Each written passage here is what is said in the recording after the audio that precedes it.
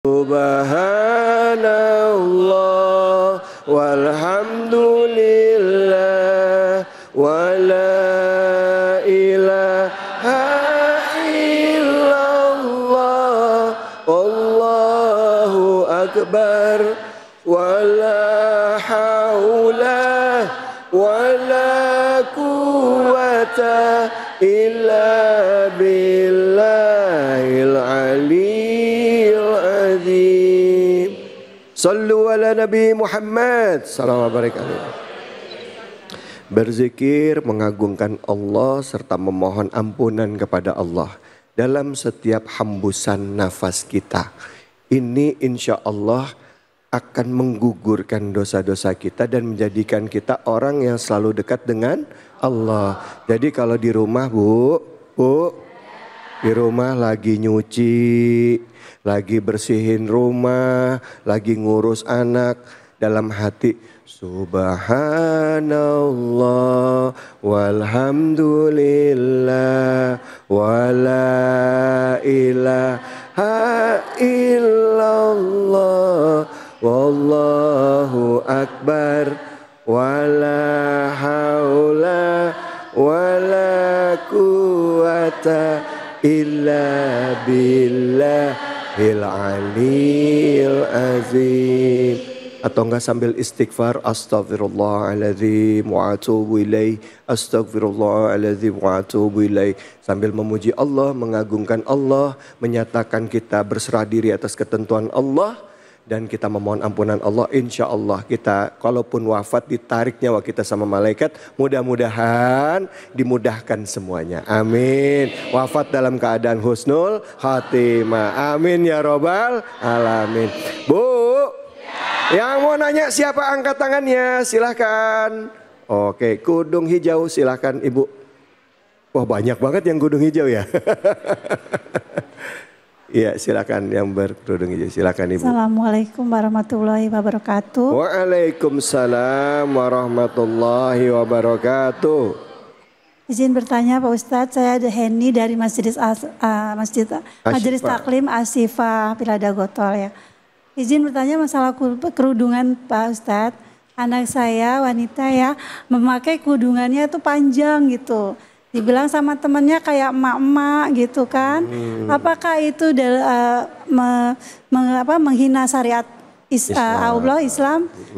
Makasih Pak Ustadz. Mohon ini. Wassalamualaikum warahmatullahi wabarakatuh. Waalaikumsalam. Jangankan anak, antar ibu-ibu aja suka gitu ya kan ya Bu ya. Saya nggak ngomong loh, cuman ngasih tahu. Ada yang begitu ada? Mana orangnya? Nah, baik, untuk kesempatan pertama kami persilakan kepada Ustadz Tian. Fadhal Ustadz, boleh menjawab. Baik, bismillahirrahmanirrahim.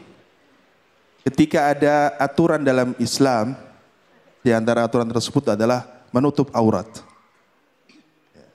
Wajib.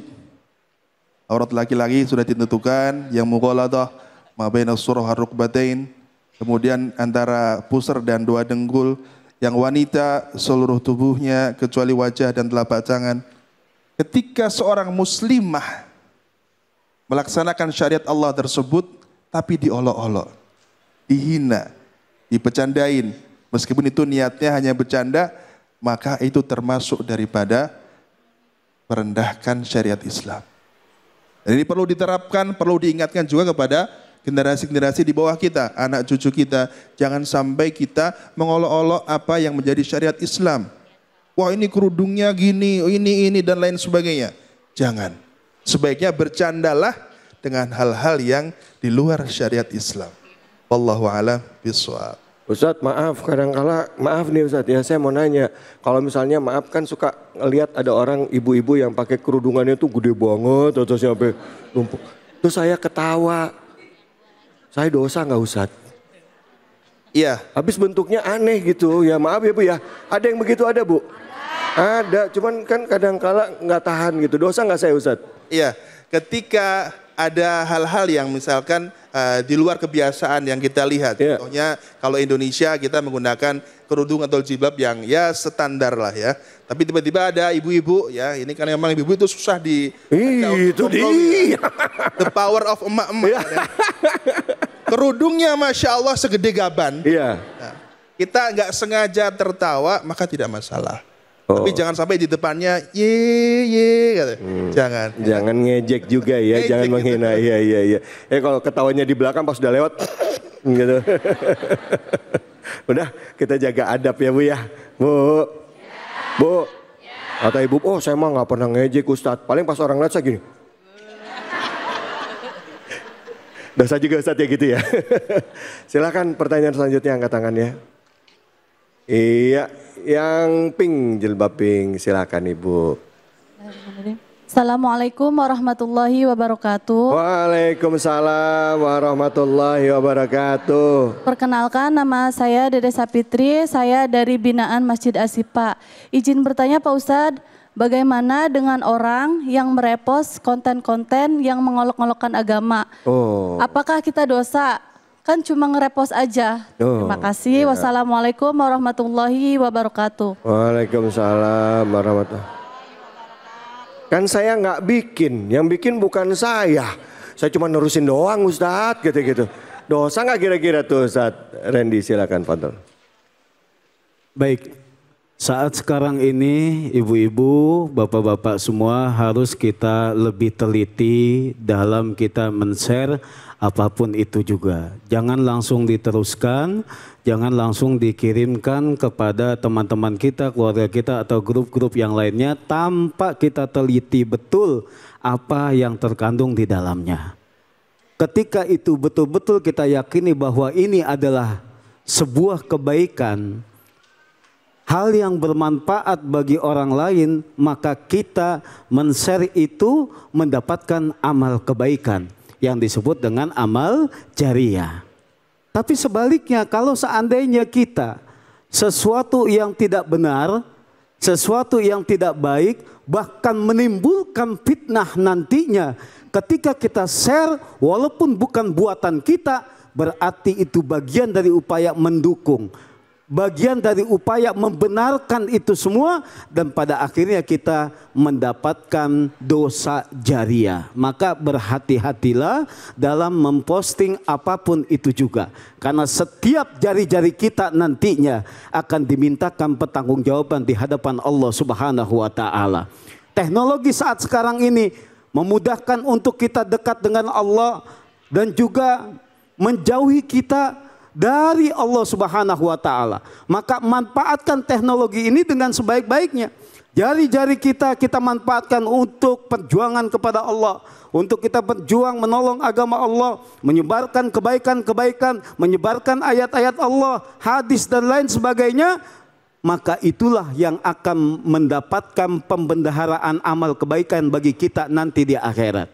Tapi sebaliknya kalau seandainya kita mendukung sesuatu yang tidak baik, yang berbau fitnah, bahkan mengadu domba nantinya, ini nanti akan menjadi bahaya untuk diri kita dan juga orang lain sehingga kita mendapatkan dosa jariah. Hati-hati, walaupun bukan kita yang buat, kalau seandainya kita melakukan ini semua maka kita kebagian dosanya. Lain halnya kalau seandainya ada video-video yang tadi, teknologi AI tadi yang menjelaskan tentang bagaimana keadaan di neraka, tapi di dalamnya sesuatu yang tidak masuk akal, ya, berendam di api yang begitu sangat panasnya, tapi dia dengan tenang, dengan ketawa-ketawa, dengan bercanda-bercanda. Ketika kita share itu, bagian dari kita tulis keterangannya. Jangan sampai ya menirukan hal seperti ini, jangan sampai ya membuat candaan seperti ini, jangan sampai ya kita sama dengan perilaku seperti itu. Itu kita kasih keterangannya ketika kita share sebagai bentuk pengetahuan bagi orang lain bahwa itu adalah betul-betul kesalahan, bahwa itu adalah tidak dibenarkan, maka kita mendapatkan pahala di sana. Walaupun kita bukan membuat, ya ketika itu kita kasihkan keterangan, jangan diikuti ya, ini bahaya. ini dosa ini haram hukumnya, Allah mengazab kita, Allah mengancam kita, maka disitulah menjadi pahala bagi kita. Kenapa? Orang lain terselamatkan karena keterangan kita nantinya, ya. Jadi seperti itu. Bu, hati-hati, ingat tadi mulut kita nanti pada saat ditanya oleh Allah, tanya oleh malaikat itu dikunci. Di surah Yasin ayat 65, al-yauma nahtimu ala afwahim wa tukallimuna aydihim wa tashhadu arjuluhum bima kanu yaksibun. Mulut dikunci, tangan, kaki semua yang akan bicara, akan dimintai pertanggungjawaban ya Bu ya. Bu. Ya Allah, mak nih kalau diomongin emang susah nih kan. Iya Ustadz, tangan kepencet gak sengaja nge-repost. Baik, yang mau bertanya lagi silakan Bapak, angkat tangannya Bapak. Iya boleh, silakan berdiri Pak. Baik, bismillahirrahmanirrahim. Assalamualaikum warahmatullahi wabarakatuh. Waalaikumsalam warahmatullahi wabarakatuh. Nama saya Sakira Ali dari Jemaah Masjid Asyifa, ya, dan mewakili dari rekan-rekan dari luar Asyifa. Ingin bertanya kepada Ustadz, pertanyaan jadi hampir mirip. Melihat banyak yang lagi viral ataupun dalam reel ini ya, kalau kita melihat konten-konten di dalam sosmed itu, masalah-masalah juga tentang neraka dan segala macam gitulah. Nah, saya melihat ada suatu konten yang sangat lucu gitu Pak. Jadi saya juga sempat ketawa gitu Pak. Jadi ada semacam mereka mengolok-olok itu, halo guys gitu ya, seperti itu ya. Kita baru pertama kali ini, baru hari ini di neraka, baru hari pertama misalnya seperti itu. Nah lantas kita ikut ketawa gitu. Nah sepertinya apakah ini saya like atau saya share begitu ya. Dan saya sempat berpikir apakah ini bagi saya sendiri itu termasuk dosa apa enggak gitu. Itu saja, terima kasih. Wabillahi taufiq wal hidayah. Assalamualaikum warahmatullahi wabarakatuh. Waalaikumsalam warahmatullahi. Ini Bapak Ibu kita jelasin dulu ya, masalah sorga, neraka, dosa enggak dosa, itu kan Allah yang nentuin. Tapi Ustadz ini akan menjelaskan koridor yang kita fahami ya, batasan-batasan yang difahami ya menurut kita itu seperti apa. Jadi silakan mungkin Ustadz Tian bisa menjelaskan. Fadhol Ustadz. Baik. Bismillahirrahmanirrahim. Sebagai hamba Allah Subhanahu wa taala yang menjalankan perintahnya dan menjauhi larangannya untuk berusaha menjadi hamba-hamba yang bertakwa, tentunya harus paham, harus mengetahui batasan-batasan mana yang diperbolehkan, batasan mana yang tidak diperbolehkan, mana yang halal, mana yang haram. Innal halala bayyinun wal harama bayyinun. Yang halal itu jelas, yang haram pun jelas. Begitu juga mana yang ma'ruf, mana yang mungkar, mana yang baik dan mana yang tidak baik. Kita diberikan akal oleh Allah. Kita diberikan bekal yang sangat kuat yang menjadi mukjizatnya Rasulullah Muhammad SAW, yaitu Al-Quranul Karim. Begitu juga kita diberikan sunnah-sunnah Rasulullah untuk kita laksanakan, untuk kita amalkan. Nah disinilah yang kita jadikan pegangan, pedoman.